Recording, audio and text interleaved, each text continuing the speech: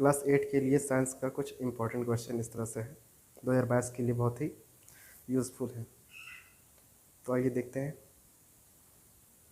देखिए पहला क्वेश्चन बोला है धातुएं सामान्यतः किस रंग की होती है। तो किस रंग की होती है?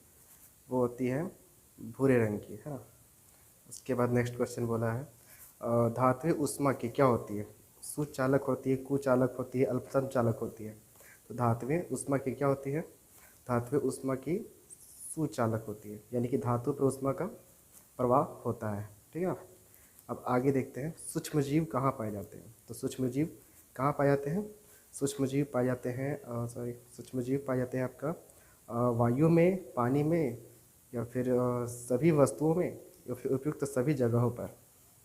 तो हम लोग को पता है कि सूक्ष्म जीव वायु में भी पाया जाता है, पानी में भी, और सभी जीवित वस्तुओं में भी, यानी कि इंसान, जानवर, जितना भी है सब में पाया जाएगा सूक्ष्म जीव। इसलिए यहाँ पे ऑप्शन इसका हो जाएगा डी, यानी कि उपयुक्त सभी जगहों पे। ठीक है। अब आगे देखते हैं कौन सा जीवाणु दूध को दही में बदल देता है। तो कौन सा जीवाणु है जो दूध को दही में बदलने का काम करता है? तो वो है लैक्टोबैसिलस। हाँ, ये देखो सेकंड नंबर पे है लैक्टोबैसिलस। दूध की खट्टाई बढ़ती है इसके बढ़ने पे, यानी कि दूध जैसे जैसे खट्टा होगा वैसे वैसे दूध दही में बदलना शुरू हो जाता है। ठीक ना। अब आगे देखते हैं किशोरावस्था की उम्र कितनी है। तो किशोरावस्था की उम्र कितनी है? किशोरावस्था की उम्र है 10 से 19 वर्ष। ठीक ना, 19 से 10 वर्ष। अगला क्वेश्चन देखते हैं किशोरावस्था में लड़कों के उभरे हुए स्वर यंत्र का नाम क्या है।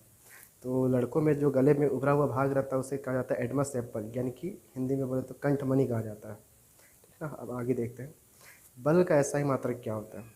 तो बल का जो ऐसा ही मात्रक होता है वो होता है न्यूटन। ठीक है, न्यूटन हो जाएगा। अगला है जब एक वस्तु दूसरे वस्तु पर सीधे संपर्क, भौतिक संपर्क द्वारा बल लगाती है तो उसे कौन सा बल कहा जाता है। ठीक ना। तो जब एक वस्तु दूसरे वस्तु पर सीधे संपर्क द्वारा बल लगाएगा, ऐसा टच करके, तो वो क्या हो जाएगा? संपर्क द्वारा बल लगा रहा है तो उस कहलाएगा संपर्कित बल। क्या कहलाएगा? संपर्कित बल। ठीक है। अगला देखो दहन के लिए कौन सी गैस आवश्यक है। दहन मतलब जलने के लिए कौन सी गैस आवश्यक है? नाइट्रोजन नहीं होगा, ऑक्सीजन। हाँ, ऑक्सीजन हो जाएगा। ठीक ना, ऑक्सीजन बहुत ज़रूरी है आग लगने के लिए। अब आगे देखते हैं एलपीजी का पूरा नाम क्या होता है। तो एलपीजी का पूरा नाम होता है लिक्विफाइड पेट्रोलियम गैस। ये होता है एलपीजी का पूरा नाम। अगला क्वेश्चन है इनमें से कोई ये नहीं, सॉरी, जो जंतु अपने जैसे शिशु को जन्म देते हैं उन्हें क्या कहा जाता है। तो जो जंतु अपने जैसे शिशु को जन्म देते हैं उन्हें क्या कहा जाता है? तो जरायुज, अंडपरजक, शिशु परजक या अंडायुज। जो जंतु अपने जैसे शिशु को जन्म देते हैं उसे हम लोग क्या कहते हैं? जरायुज कहते हैं।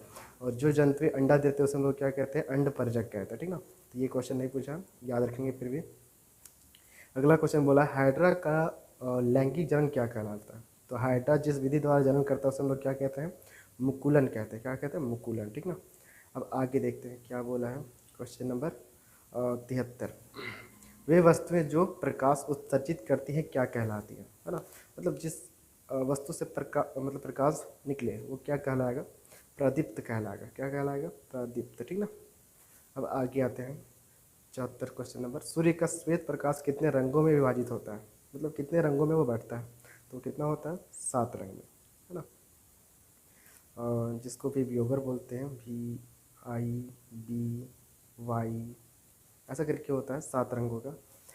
अगला बोला है झारखंड की एक भूकंप आपदा इनमें से क्या है। तो झारखंड में जो मेनली जो आपदा आता है वो बाढ़ नहीं है, बाढ़ बिहार का हो जाएगा। ठीक ना।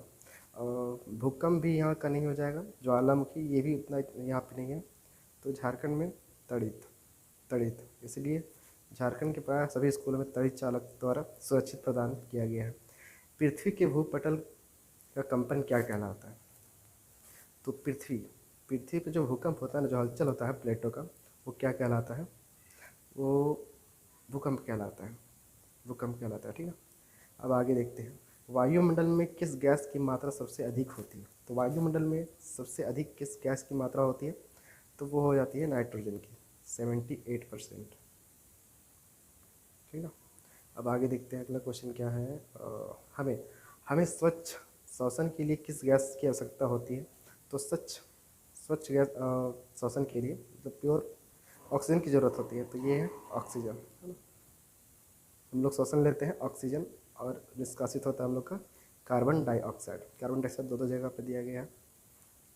पेड़ पौधे कार्बन डाइऑक्साइड गैस लेते हैं। उसके बाद बोला है रबी फसल का उदाहरण है, तो रबी फसल क्या हो जाएगा, वैसे फसल जो ठंडे ऋतु में उगाया जाता है, जैसे धान तो नहीं होगा, मकई, गेहूँ, सोयाबीन, तो इनमें से कौन सही है, गेहूँ। गेहूँ यहाँ पे सही हो जाएगा, ठीक ना। अगला क्वेश्चन बोला है सूर्य का सबसे बड़ा ग्रह है, तो सूर्य का सबसे बड़ा ग्रह कौन हो जाएगा, पृथ्वी होगा, बुध होगा, बृहस्पति होगा या फिर शुक्र होगा। तो सूर्य का सबसे बड़ा ग्रह कौन हो जाएगा, बृहस्पति। बृहस्पति सबसे बड़ा ग्रह है, ठीक ना।